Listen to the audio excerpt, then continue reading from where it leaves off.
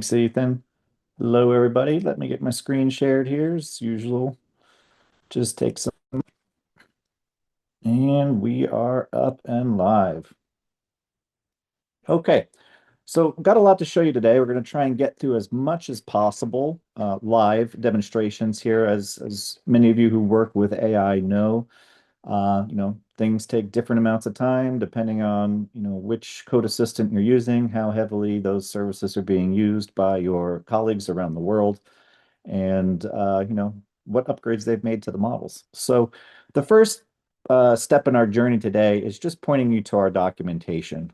You'll find this in our AI/MCP section, and then the WireMock Cloud Agent skills. Now, I want to point out that the skills are installed separately and rely upon the MCP server already being installed in your environment as well. So first step, right, would be to go ahead and make sure that you have the MCP installed via WireMock's CLI and plumbed into your AI coding assistant. Today, I'll be using Claude for the demonstrations. And down on this page, you'll see the prerequisites, right, are calling out that we need that WireMock's CLI. And we have some installation instructions for you for some of the most common AI coding assistant platforms here. At the top of this page, you'll also see a recorded demonstration from our co-founder and CTO, Tom, who has recorded a demonstration of the first capability or first skill that I'll be showing you today, which is our build API simulation skill. Now, this is probably one of the most verbose skills and maybe the most helpful in some of our opinions, where we'll be able to specify a target API and have AI coding assistance along with the MCP server and the skills that are baked in to this command. Go ahead and build a full production-like simulation of an API. So let's go ahead and do that live. We'll kick one off. We probably will let it go after a few moments. I'll show you one that's been done in the past. But I'm going to come over here into my Claude Code interface, and we can see that I have a command. Let's go ahead and actually delete that, and I'll just show you how it comes up. So if we're in and we have our MCP server installed and our skills installed by following those directions, I should have access to the slash commands now. So I can issue a slash build API simulation and then specify an API. So I'm just going to kick off Pet Store right now. And we'll let that run and we'll see what the experience looks like. So upon giving this command to our skill inside of our code assistant, we'll see that our coding assistant is first going to gather the types of tools that it's needed for this particular skill and then ask me a series of questions. So it's going to ask, where do I want these project files placed as it goes through and does this work for us? I'm just going to take the recommended answer here.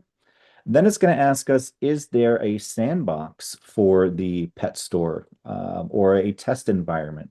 Now, in fact, there is a sandbox for the pet store API. So I can go ahead and say, yes, there is one. And then it'll ask us, do we want a stateful mock API, right? And typically the answer is yes on here. Most APIs require state as we mutate objects in that API. So again, recommended answer here is yes, stateful. And then it's going to ask, are there any other directives, right? Do you want to limit the specific endpoints? Are there specific data scenarios you want? Do you want to provide an open API specification URL somewhere, or maybe have the AI code assistant try and go and find it? I'm going to go here and say, no, use the official pet store spec, right, as our answer. Now it's going to have us review those answers that we provided, and I'll go ahead and I'll submit those answers. And Claude will go ahead, or your code assistant will go ahead and churn through some of the next steps here. Now, as part of the AI code assistant's research here, it found that the base URL for the Pet Store Sandbox, publicly available, is listed down here below. So I'll take that recommended approach there. and let the a code assistant go ahead and churn through. Now you should expect a couple of more prompts coming along the way as you need to grant access to the various different tools in your skill and MCP server if this is a new Claude Code session and you're not resuming one where you've already gone ahead and approved that information. So we can see that it's going ahead and it's fetching that official pet store open API spec, and it's loading the WireMock tools in parallel. And it's going to start making some calls to that MCP server and start this work of discovering, okay, what does this service look like? And what do we need to do in order to build this stateful mock API? So I'm going to let this run here for a moment or two. We'll come back to it and see if there's some more questions as this runs. And I want to show you one that I did a little bit earlier. So this one is the Stripe API. So I loaded up Claude and I issued the command build API simulation Stripe. And we'll see that again, it loaded its tools. It asked me those questions, right? In which I answered, where do we want to store these assets? Is there a sandbox available? In this case, I said no sandbox for the Stripe because I didn't have an API key available at the time for the Stripe sandbox. And we can see that it also, interrogated me about what resource groups inside of the Stripe API do I want this virtual service to have, as the Stripe, specification has not only users, but it has many other different resource groups that are available as part of its API. The skill prompted me, which one are we interested in actually mocking today? In this case, I answered customers instead of doing all of them. So we can see that it then alerted me that there's already a Stripe mock in memory and was asking me, what do I want to do with it, right? We can see that there was one already built inside of my account of WireMock Cloud that I already had access to, in which case it already covered customers, plus it covered payment intents, payment methods, so on and so forth. It had 33 stateful stubs and 5 Arazo workflows. And I'll mention Arazo a little bit more in a few moments. Now, what I did is I told WireMock to just go ahead and rebuild it from scratch for today's demonstration and looking through this. So we can come down here and start to see some of the other pieces, loading the reference documentation, looking up the customer's API. It went ahead and found that information out on the internet. It even looked at the documentation for Stripe automatically for me. So pulled in all of that reference documentation that it needed, went ahead and created those project local files for me, and it wrote the Open API spec and started writing Arazo workflows and running some configuration in parallel. Now, a quick aside on Arazo workflows. If you're not familiar with Arazo workflows, they are an extension of the Open API specification. It is an approach for documenting how an API should be used to accomplish common user stories. So if our Open API specification describes the schema of the API, what are the paths? What does a request look like? What does a response look like? What's valid in those requests and responses? The Arazo workflows tell us how to chain multiple APIs together and execute them in what orders to actually achieve outcomes that we want. You can think of this as more of a test plan, right? Of, okay, how are we actually going to call these and in what order in order to achieve what we want to do? So we can see as it goes down further a little bit more, it's now writing OpenAPI and Arazo files, started to create our mock API inside of WireMock Cloud, building out YAML files. We can see it's already making adjustments to some of the initial assumptions that it made. So instead of the URL being api.stripe.com in this OpenAPI definition file, it's rewriting that to make sure it's pointing to the mock API. And once it has that information, it goes ahead and uploads it to WireMock Cloud.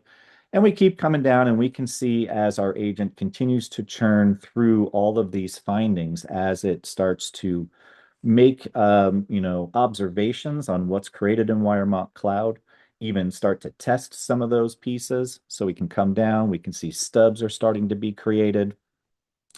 We can see the Open API spec is being reloaded and then it's testing to make sure that when that open API spec is reloaded into WireMock Cloud, the stubs are being generated appropriately. And we keep coming down more.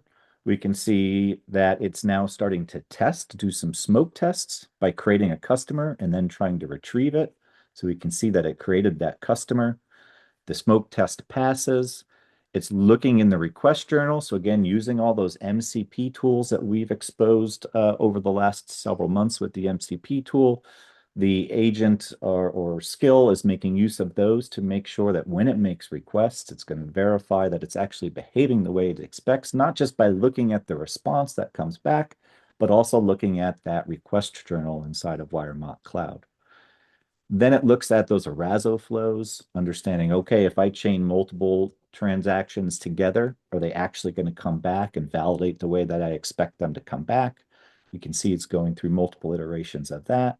And then ultimately it comes down and tells us that across all 9 requests, they all passed. We have full endpoint coverage. All five operations were exercised, 0 validation errors in the request journal, and all of those Arazo workflows have been completed successfully. So whether that is a customer lifecycle of adding a customer, fetching a customer, deleting a customer, just listing all the customers and testing that what happens if we look for a customer and it's not found. And coming all the way down to the end of our run here, we can see that it's all done, and our coding agent, along with the skill, is now going to report back to us everything that it's done. So we've created the mock API. We can see its name, the base URL where it lives, the documentation portal that's automatically given to us with the WireMock Cloud platform, as well as all of those various different assets and what was stored in your local project file here. So we'll come back and check on Pet Store, and we'll see, yep, now it's starting to ask me for all of these different, approvals to run the different commands, whether that is creating new files on my local workstation or maybe running one of those MCP server commands for the first time inside of this session. So we can keep coming back to this and checking on those, but let's see what was actually created inside of WireMock Cloud as a result of this stripe command that was run. So we come over to WireMock Cloud, and we'll come down and we can see in here, this is the Stripe Customers API. If we open that up, we'll see in our left-hand side here, many of you have not seen the new tree view yet. You can expect this to be coming out very shortly to all of our customers very soon. And we can ask Ethan a little bit later to talk about when we can expect this rolling out to all of our customers. But with the tree view, we can see that instead of the legacy view that many of you might be used to, this one containing several stubs. With tree view enabled, which will be the new default, we now have a user-friendly tree breakdown of a common display of a REST style API. So we can see that inside of V1 customers, we have this /customer endpoint, which supports both get, post, and delete. We can open these up, see our 200 stub. If we come into our get, retrieve customer by customer ID, we can see all of that plumbing for statefulness is automatically handled for us. Dynamic response templating was automatically plumbed in for us. And everything should be ready for us now to consume this mock API, just like we would be going against the real Stripe endpoint. And of course, if we come into Open API, we should be able to come into our portal documentation. Again, this should all be automatically generated for us. All we had to do was issue that one command and answer a few prompts. So, create that API simulation for the Stripe endpoint. The system or the agent, skill asks us a series of questions in which we answer, and then all of the magic is done for us. And the documentation is automatically created along with the example information here in developer documentation.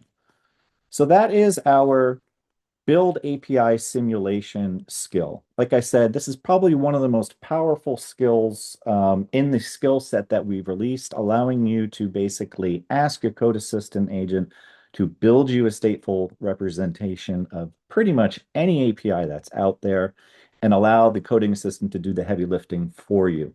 so that we can just come back and have a usable stateful mock API available to us. Okay, let's just give one more check, see if there's any more answers on the pet store. We can see it's still churning, it's still working for us, and it's building it just like we saw with the Stripe piece. So in the meantime, we'll let this run and we'll move on to a couple more of the skills that we have time to show today.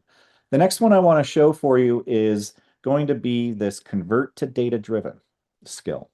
So, one of the classic problems with mock APIs is we typically start with a few different data scenarios, and that's great on the development front when we have fewer data scenarios. But as we get a little bit later into CI/CD testing and functional regression testing, we have a lot more data that we need to handle. And one of the best practices here is to rely on dynamic response templating along with data sources in order to deliver a much wider data set and have a much more maintainable mock API. So not having hundreds of mock API or stubs inside of a mock API, but having a handful that rely on data-driven stubbing from that data source functionality. So to show you an example here, let's go ahead and come into a new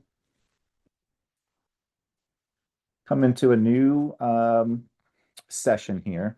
And let me go ahead and kind of shrink this back down and do some Windows gymnastics and clear this a little bit. So I've got a mock API that is up already. It's a product catalog API, and I'm going to go ahead and just run a few curl commands against it. So we can see that in this case, from our curl commands, we're asking for product 1, product 5, and product 9 from our curl commands. But in our current, incarnation of this mock API, which is pretty static, we're getting a standard response back. Again, probably was good enough for the development phase, but now as we move further to the right, we need more flexibility. And we need more data scenarios. So what do we typically do is we recommend using data sources. So let's come over and hop into a data source that we've uploaded. We can call this one, or this one's called the zipline products. And we can see this has a lot more different products inside of this data source. And now we're interested in plumbing this data source into the mock API. So we can use a skill to do that. So let's come back over and we'll come into a new Claude session here. And I'm going to issue this command. So using the WireMock Cloud convert to data-driven skill, convert the stubs in the mock API. I gave the ID here. Of course, we can specify the name and it should be able to find it. And then we're going to use that zipline product CSV data store. And I've also given it the ID there. I've given it a little bit more guidance here. Probably don't need it. It's probably going to help you figure that out or figure it out by itself. But of course, as you all know with prompting in the AI world, the more verbose we are in our prompt, the better results we often get. So depending on how much guidance you really want to give it, that's up to you. But the magic here, right, is that this skill, again, using the MCP and the capabilities behind the skill, the coding assistant now understands how does dynamic response templating work, coupled with data sources. What should it be looking for in the requests and the responses in order to implement this ask of taking a static mock API and converting it to data-driven. So again, we'll let this run for a moment here. It shouldn't take too terribly long in my experience. But we can see that, it's gone ahead and it's looked for the stubs for that mock API, understanding how they currently work right now. It's also pulled in the data source based on the information that we gave it and understanding how that information is formatted inside the data source, the column names, how many rows there are. And then it's going to go ahead and do its magic of mapping that information back and forth. So we can see it's got everything it needs right now, and it's going to update the existing stubs to be data-driven and import a new 404 fallback stub for me in parallel. So it's even going above and beyond and saying, well, if something's not in the data source, we should probably return a 404 for a get for maybe a product that doesn't exist there. So we can see that it's, made some changes to the stubs. And it actually is going to go ahead and validate them, right? So it goes and gets the base URL, It's making requests, so we can see it's called the WireMock 4 different times over. It's looking at the responses. Again, it's looking at that request journal for those validation errors. And then it's coming back and it's telling me what's happened here. So we can see that there are now 3 stubs in our mock API that we asked to turn into data-driven. There is the get products by ID, which returns a 200, gets products by ID, which returns the 404, and get all products, which returns a 200. So let's come back over into WireMock Cloud and take a look at what was done for us. Now, I probably should have shown you the mock API before any changes were made, but let's go ahead and open up the convert to data driven. We can see that we now have our data source icon attached to our 2 gets here, and we can see that it's successfully referring to our zipline products, that it has plumbed in the where clause for us. And again, dynamic response templating has been enabled, and it's successfully extracting that information from the data source there. And if we came into the version history, we can certainly see that, as of this morning, when I initially created this mock API, which was about 10 o'clock this morning, we can see what we just ran around 11:25. If we compare, view the changes that were made, we start to see that, here's our query parameters being enabled, where before we had a static stub response. Now we can see that that skill was successfully updating these mock APIs as we were trying to demonstrate to you here. So that's another powerful skill for you, right? Taking those static stubs, especially coming out of maybe the engineering teams, and converting them to much larger data sets, being able to handle much larger data sets that we need in regression testing and automated testing as well. Okay. Now we're going to move on to another one. This next skill that I am pretty excited about to show you is the validate and fix stubs. A question we get a lot of the time is, well, how do we handle mock drift, especially if we're going against third-party APIs and we're mocking those, simulating those third-party APIs, and they're continuously changing. How do we go ahead and make sure that what we have in our mock APIs is really what's reflected by the latest and greatest production deployment of the real APIs. So let me come back over into my system over here, and we're gonna do a couple of commands here. So let's go ahead and take this command. Sorry for all the window gymnastics today. Let's exit out of this Claude session, and we'll start a new one just so we have some clean real estate here. And what happened to my other? Here it is. That's the one I wanted. We'll clear this one as well. And again, we're going to go ahead and make a curl command against this particular mock API that we have. So this is the v9lkj. So we can come up here, and this time I'll show you the mock API before we do anything here, validate and fix stubs. So here's our mock API as it stands today with tree view enabled, without tree view enabled. We can see we've got stubs. It's been working for us. It's doing what it needs to do, but we want to make sure that this mock API is still in alignment with the open API specification as we have it today. Maybe a new one was released, or maybe we're just want to routinely check once a week, once a day, that there are no deltas between our open API specification and our mock API. So let's go ahead and validate them with the help of a skill. So we're gonna take another skill command here that I have pre-prepared from my other screen.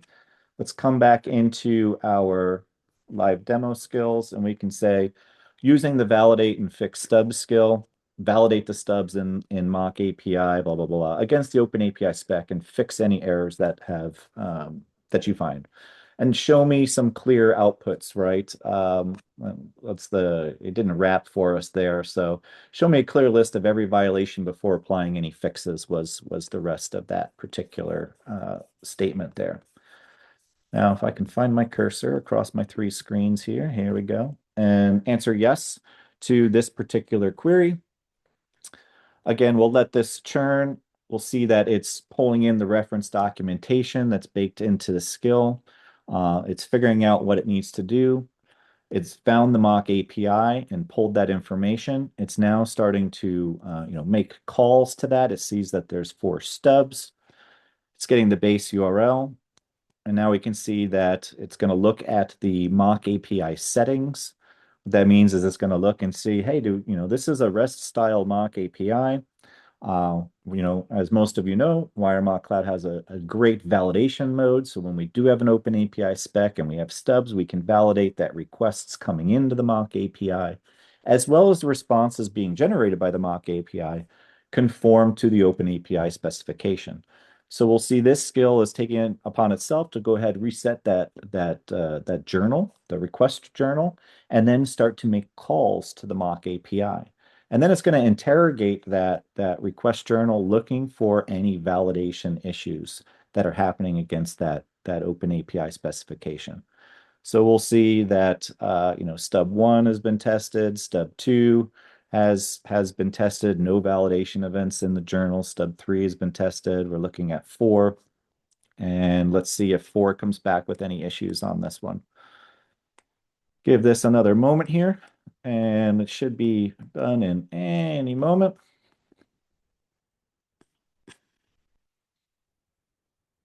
And, as is, like I was explaining a little bit earlier, that sometimes our AI code assistant servers are taking a little bit more. So we can see that this particular run came back completely clean. So this mock API is 100% in alignment with the open API specification as was that was already in the mock API. If we had a new open API specification, we could ask our skill to go ahead and reference a new version of the open API specification and give us this report. Hey, we've got a new open API specification available from the vendor. Can we run that against our existing mock API?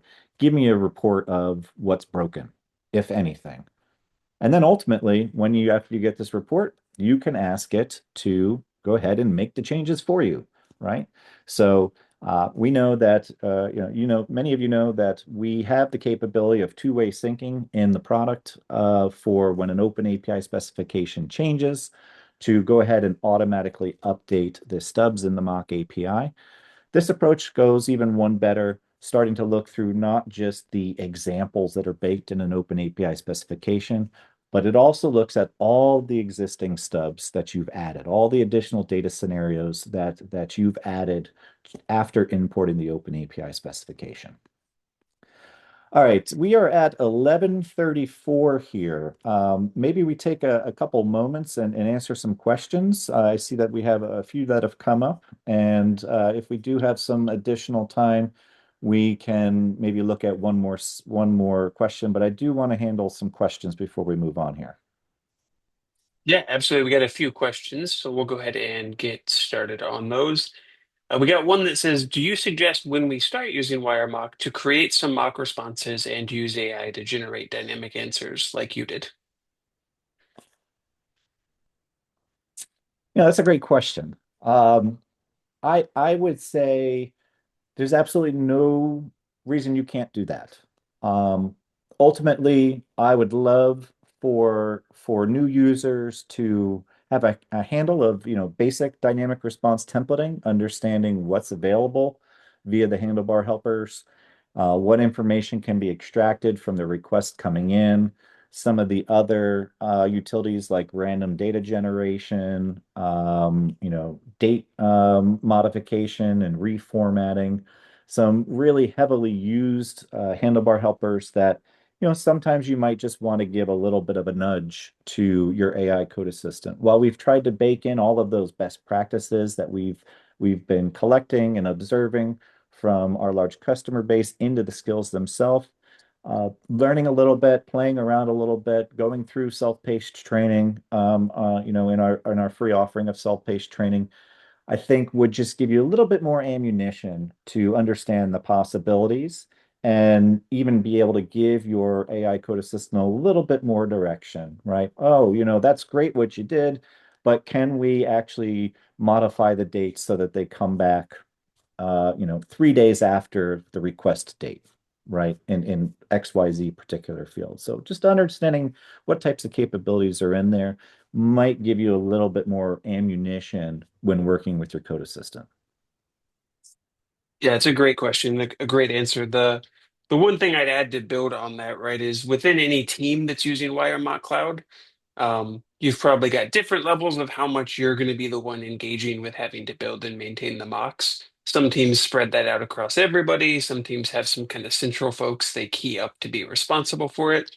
I think for getting started quickly, for making sure like on day one you've got some good mocks you can start doing stuff with, the AI is a great instant fast path. Now, like Dan says, though, if you're going to be over time one of the folks on your team that is expected to really be able to maintain and keep these up to date, the AI is going to help you do that, but it is probably smart to get under the hood as well and see the manual paths there. Um, Other question we've got here, I'll read this out for you. I think this question is as an alternative to AI, if I'm parsing it correctly, but it says, what if we have an open API spec? Can we download it instead of Claude or connect to get it? Absolutely. Yeah, absolutely. So those are 100% core capabilities based in WireMock Cloud. So WireMock Cloud today supports the import of existing Open API definition files when creating a mock API. It also allows you to sync an Open API definition file with a Git-based repo and have both push and pull capabilities inside of that REST style of mock API. Nothing wrong with that approach. It's great. It's going to, take that Open API specification file. It's going to load all of those paths that are defined inside of there. And hopefully your Open API specification file includes examples, response body examples inside of them. Really good Open API specification documents have those examples in there, and it gives WireMock just a little bit more detail on how to actually create those stubs. Expect, when you get this request, send back this response. The more examples, the better. In my experience, many Open API specifications are very light on the examples if they're even providing any example response bodies there. What's great about the skill is it goes a little bit further. Sure, it's actually going to pull in a similar fashion as we saw that Open API specification file. It might even go and retrieve it if it's publicly available. Don't even have to supply it yourself. But it goes further and it starts making, once it does that import, it starts making calls that fit the spec and understanding the responses that are coming back. And it takes it even one step further and attempts to build that Arazo specification. So Arazo being moderately new, I have to tell you, I'm pretty new to Arazo specifications. My learning's only about 3 months old on what they are. They're not always really available, but our AI coding assistants and our skill set can help us actually drive that next level of understanding of an open API specification by discovering what are those user stories, how do we chain these together and test those against the mock API to ensure that the mock API is actually going to behave the way it should when we call those endpoints and those paths in specific orders. So again, short answer, yes, you can absolutely do it without AI. AI here is the plus factor and going that extra mile and getting you that much closer to production like. Yeah. Now, there's one other question I'll try to answer briefly for the sake of time, and then Dan, you can tell me if I miss anything, and then keep on. I also want to acknowledge I know some folks are having to leave for time. We're going to keep going and wrap up, but we will get you the recording, remember. So anything you missed, you'll be able to watch in the recording. The question was, can you kind of break down the connection between the WireMock CLI, MCP, and the skill for me? And the way to think about it is the WireMock CLI is a local service any developer can use on their laptop. That includes the MCP server. So the MCP is what's going to help you broker communication back and forth with WireMock Cloud. That's packaged in the CLI, although we are working on a remote version of the MCP to be available soon. But for now, the MCP runs in the CLI locally. And then the skill is a bunch of pre-baked logic that we've put together for doing things through the MCP, especially where we've figured out a lot of the smarts in edge cases and bundled it up for you so that it's not just relying on vanilla Claude to make the decisions. So we've baked a lot of decisions in for Claude or Codex or whoever to take automatically. Yeah, that's a great answer, Ethan. I think you hit it, right on the head. As we opened up with, right, it is kind of MCP is your first requirement. That is what's going to advertise, what tools are available to your coding assistant. How does it make calls to the WireMock Cloud API and authenticate appropriately so that those calls are tracked via version control and audit logging and role-based access control. MCP is handling all of that. And then the skills are, again, that culmination of best practices, what order these things should be done on, how do we layer in a Razzo to make building API simulations even more rock solid? What are the best practices when creating stateful mock APIs and doing dynamic response templating, converting to data sources? Again, all of that best practice information is baked into those skills. So I will say that, as Ethan mentioned, these are relatively new features, and we are pushing updates to these. So oftentimes in helping customers with MCP, capabilities, one of the first steps we ask is what version of the CLI are you on? So I ask that you routinely do update your WireMock CLI, which will update all of the capabilities of the WireMock CLI, including the MCP server. And the same goes for the skills once you install them. Skills will need to be updated frequently as we release enhancements, new capabilities to the skills, and so on and so forth. So just keep that in mind that this is software. It does need updating, and you should frequently be checking for those updates in your WireMock CLI and your WireMock skills once you have them installed. Okay, just wrapping up here, we can see our pet store finished. We can see, it's gone through all kinds of iterations, smoke testing, gone through some retries. It tried some, random value generation and changed how that needed to work, and so that it would, line up appropriately with the Open API specification. It came down, even did some validation against the Open API specification when it was done. Ultimately, again, creating for us in this run 25 minutes of work that the agent did for us, something that probably would have taken us as humans, a decent amount of time longer to do this. And it wouldn't probably be as verbose or production like in our first attempt. We now have our skill delivering this pet store API for us. And if we come into our mock APIs, we can see our Swagger pet store here, turn on tree view, and we can see again all of that plumbing for statefulness, as well as all of those paths, in addition to the documentation, as we saw a little bit earlier, being generated for us, all backed by that playground like we've seen before inside of WireMock Cloud, allowing us now to just get going using our mock API, consuming this third-party mock API, and not worrying about all of those constraints we typically run into when we're going against a live endpoint. Unfortunately, running out of time today. The one other one that I wanted to be able to show you was converting to stateful. Hopefully, you'll be able to go ahead and try that out yourself. This is, again, another very powerful skill set as that we've released. So you might have a mock API that does some gets and some posts and some patches and all of that, and it's just returning back some static data. And now you want to turn it into a stateful mock API where any mutation we do on an object can be recalled from a future get. This convert to stateful is also a very powerful approach, and doing those steps for you and converting stateless to stateful mock APIs.